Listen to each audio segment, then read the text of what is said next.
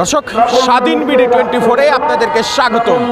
সবার আগে সব খবর আপনাদের কাছে পৌঁছে দিতে আমি সুজয় মজুমদার এই মুহূর্তে যুক্ত আছি রাজধানীর প্রেস ক্লাবের ঠিক সামনে, যেখানে কিন্তু গত 30 দিন যাবৎ এক দফা এক দাবি নিয়ে সারা বাংলাদেশের সাব রেজিস্ট্রি অফিসে কর্মরত সকল অফিসের চাকরি জাতীয়করণ করার দায়িত্বে সমাবেশ ও অবস্থান ধর্মঘট পালন করছেন। দর্শক, আপনাদেরকে প্রতিনিয়তই তুলে ধরার চেষ্টা করি নকল নবিশের চিত্র।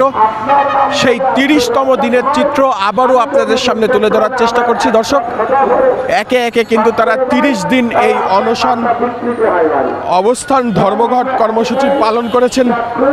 তারা কিন্তু তাদের কর্মবিরতি দিয়ে কলম বিরতি দিয়ে তারা এই অবস্থান কর্মসূচি আজ 30 দিন পালন করছেন বলে আমরা জানতে পেরেছি। দর্শক, সাব রেজিস্ট্রি অফিসে কর্মরত সকল নকল নবিশের চাকরি জাতীয়করণের এক দফা এক দাবি নিয়ে যে অবস্থান ধর্মঘট, সেই সম্পর্কে শুনুন। জি, আমাদের আজকে 30তম দিন। 30তম দিনের সবচেয়ে বিশ্ব রেকর্ড কি ভাইয়া? 30টা দিনে আমরা শান্তিপ্রিয় অবস্থান করছি। আমরা কোনো হাঙ্গামা দাঙ্গামা কোনো বিশৃঙ্খলার মধ্যে যাই না। এটা বিশ্ব রেকর্ড। আজ অব্দি প্রেস ক্লাবের মাটিতে এই রেকর্ড কেউ করতে পারে নাই যে হাঙ্গামা ছাড়া আন্দোলন আমরা করছি। আমরা সেই আন্দোলন সাকসেস, ইনশাল্লাহ আমাদের আন্দোলন সাকসেস হবে ইনশাল্লাহ। আমাদের উপদেষ্টা, আইন উপদেষ্টা আছেন, আমাদের আইজিআর স্যার আছেন, মহোদয় যারাই আছেন, ইনশাল্লাহ আমাদের এই সুশৃঙ্খল আন্দোলন আমাদেরকে জয়ের মালা পরিয়ে ঘরে ফিরে দেবে ইনশাল্লাহ। দোয়া রাখেন আমাদের জন্য।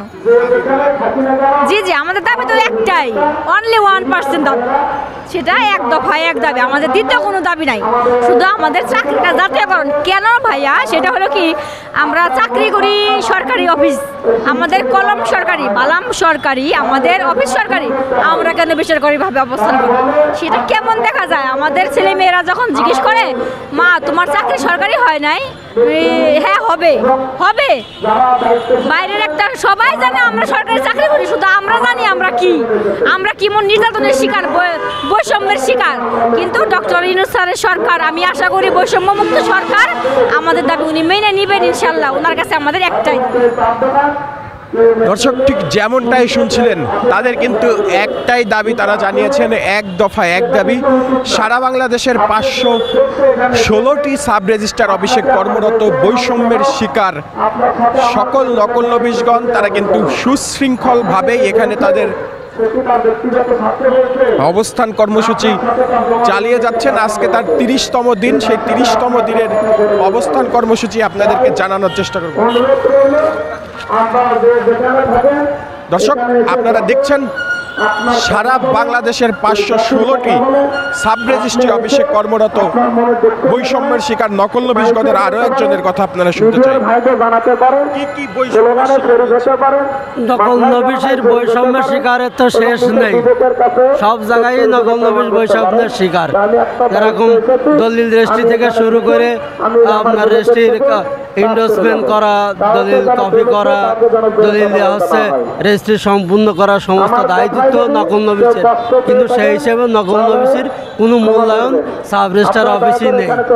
সাব রেজিস্ট্রার অফিসে যারা কর্মচারী আছে, যারা নকল নবিশ থেকেই যখন পার্মানেন্ট হয়ে যায়, তখন দেখা যায় যে টাকার ভাষা সব চেঞ্জ হয়ে যায়।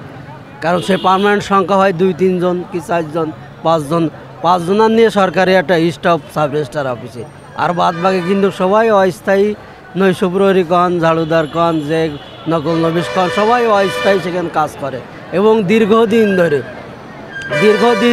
ধরে এই অস্থায়ী কাজ কাম করে আসছে এই নকল নবিশ দ্বারা সম্পূর্ণ করা হচ্ছে, যা খুবই গুরুত্বপূর্ণ।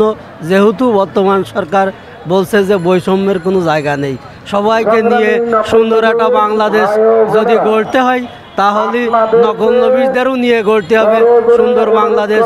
তাহলে সুন্দর বাংলাদেশ তৈরি হবে ইনশাল্লাহ। দর্শক, ঠিক যেমনটাই শুনছিলেন, 30তম দিনের সমাবেশ ও অবস্থান ধর্মঘট পালন করছে বাংলাদেশ এক্সট্রা মহড়ার নকল নবিশগণ। সেই চিত্রই আপনাদের সামনে তুলে ধরছিলাম আমি সুজয় মজুমদার, স্বাধীন বিডি 24, ঢাকা।